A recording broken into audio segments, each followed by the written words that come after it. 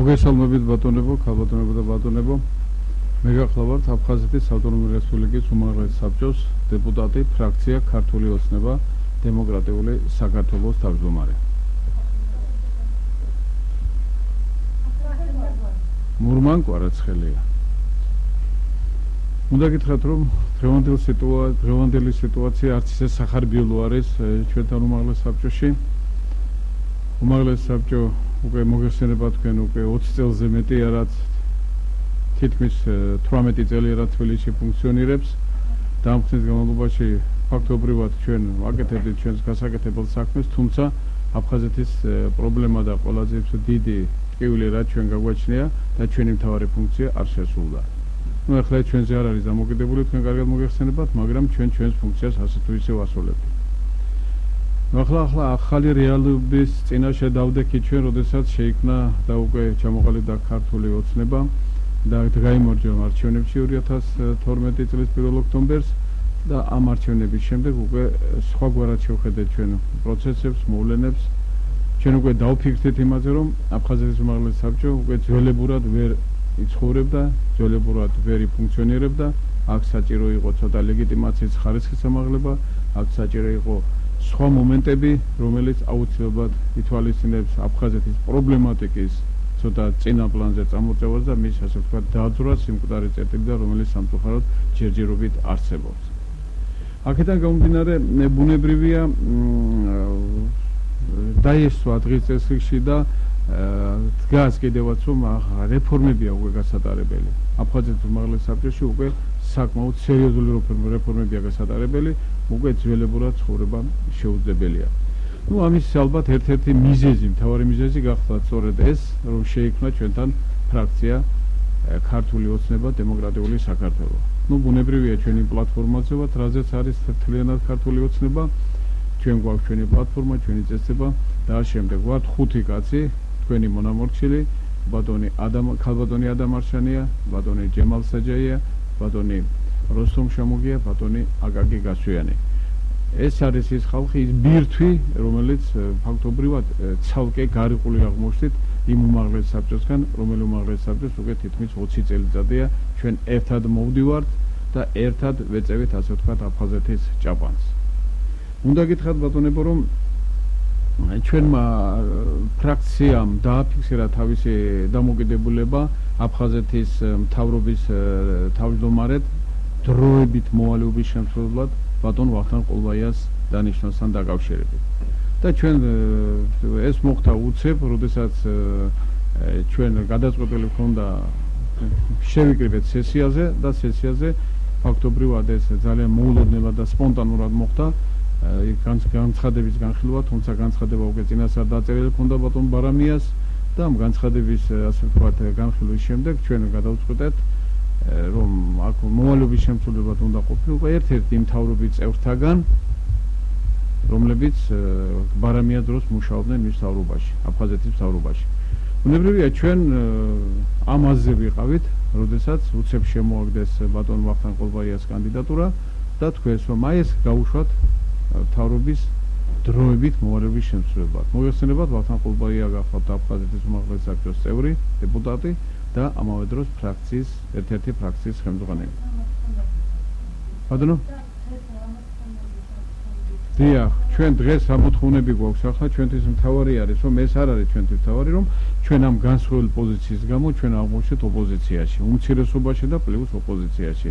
ეს ცალსახა, იმიტომ რომ ჩვენ ვართ დღეს 5 კაციანი შემადგენლობის ფრაქცია და ეს ფრაქცია ფაქტობრივად მთლიანად დაუპირისპირდა აფხაზეთის უმაღლეს საბჭოს იმ ეგრეთ წოდებულ უმრავლესობას, რომლებიც მე ჩემის აზრით, ჩემი რწმენით ცდილობენ ძველებურად ცხოვრებას.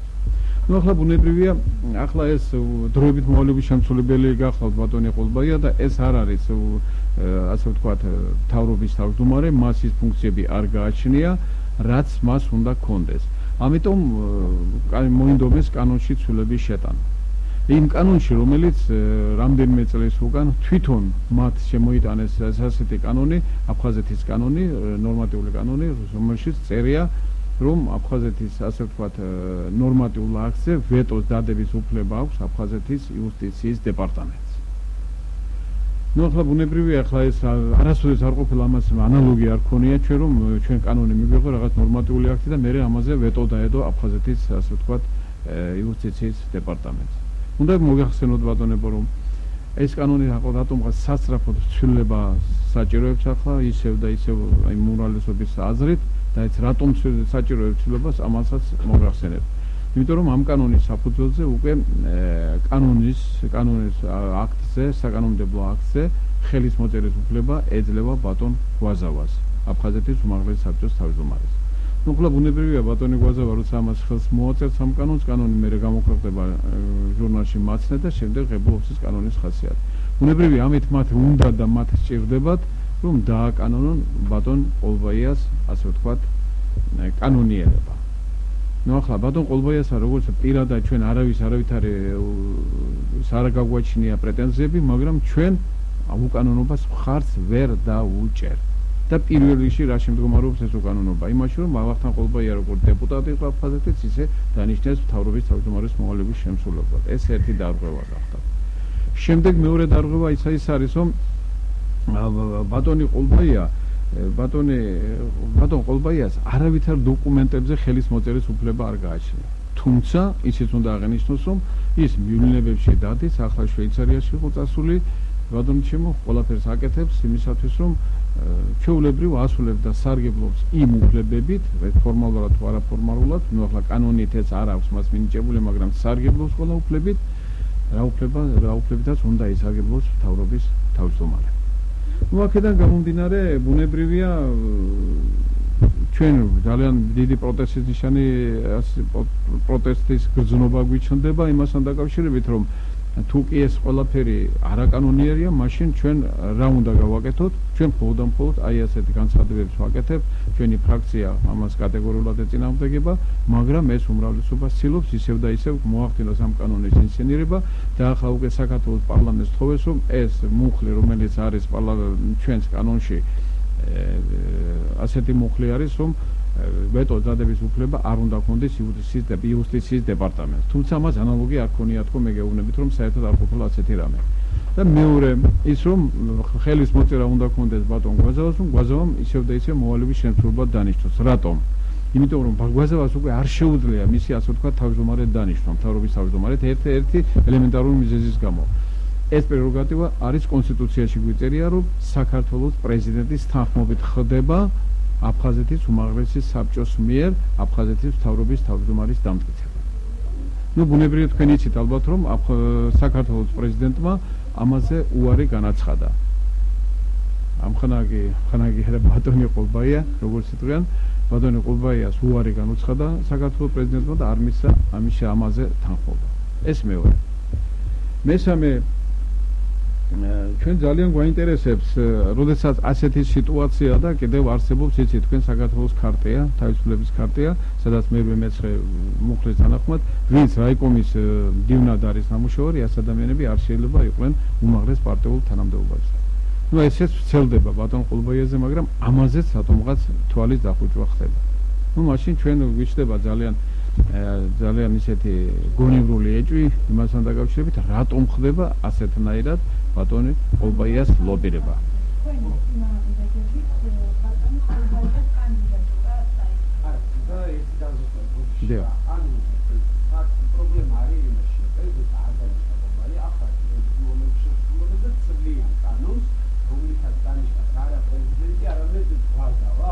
არა, პრეზიდენტის თანხმობა რჩება, იმიტომ რომ ამას ვერ შეცვლიან. პრეზიდენტის ახლა დღეს კანონზე ხელი უნდა მოაწეროს მთავრობის თავმჯდომარემ. ჩვენ ვღებულობთ კანონს უმაღლესი საბჭო და ამ კანონზე ხელს აწევს მერე აფხაზეთის მთავრობის თავმჯდომარე. ახლა თქვენ წარმოიდგინეთ, აფხაზეთის მთავრობის თავმჯდომარე არ არის დანიშნული.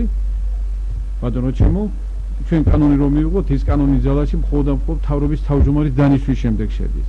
და აი ეს უნდა სწორედ რომ დღეს შეიცვალოთ ეს რომ ეს ვეტოს უფლება რატომღაც არენდობიან ამ იუსტიციის დეპარტამენტს, რომელიც ჩვენშია, აფხაზეთის მთავრობაშია, მთავრობის წევრი გახლავთ ბატონი კაკულია, რომელიც ამ დეპარტამენტის თავმჯდომარეა და ეს მათ არ სჭირდებათ ეს, იმიტომ რომ ამის გვერდით ავლეთ უნდათ ეს გააკეთონ. ესე იგი, რომ ვეტოს უფლების დადება არავის არ ქონდეს, ეს ერთი, მეორე ეს უნდა ამაზე ხელი მოაწეროს გვაზავამ და ეს კანონიერ ძალაში შევიდეს როგორც აფხაზეთის უმაღლეს საბჭოს თავმჯდომარე.